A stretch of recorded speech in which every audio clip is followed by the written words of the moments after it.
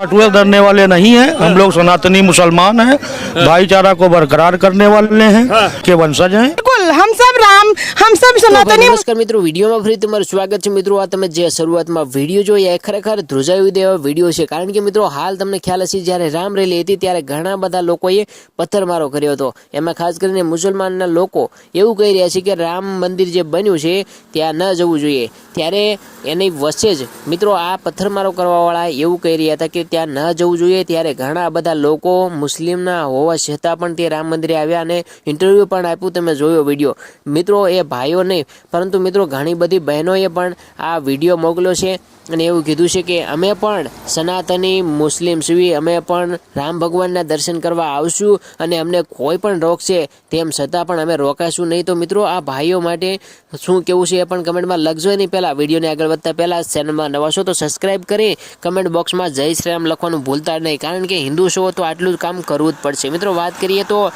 હાલ ઘણા બધા લોકોએ પથ્થરમારો કર્યો હતો, તેમ છતાં આ ભાઈઓ અને બહેનો મુસલમાન હોવા છતાં પણ તે રામ ભગવાનના દર્શન કરવા આવ્યા। અને મિત્રો એટલું નહીં, ઇન્ટરવ્યૂમાં જ્યારે પૂછવામાં આવ્યું ત્યારે પણ એને કહી દીધું કે અમને કોઈની બીક લાગતી નથી, અમે સનાતની મુસ્લિમ છીએ અને અમે પણ રામ ભગવાનના દર્શન કરવા આવશું ને આવશું જ। તો મિત્રો જે લોકોએ પથ્થરમારો કર્યો હતો એને તો દંડ અને સજા પણ થઈ ગઈ છે મિત્રો। ત્યારે આવા લોકો જે આપણા હિન્દુ ધર્મ માટે આગળ આવે છે અને ખાસ રામ ભગવાનના દર્શન કરવા પણ આવે છે, તો એવા લોકો માટે તમારે શું કહેવું છે એ પણ કમેન્ટમાં જરૂર લખજો। મળીશું ફરી નવા વિડીયોમાં, ત્યાં સુધી જય હિન્દ, જય ભારત।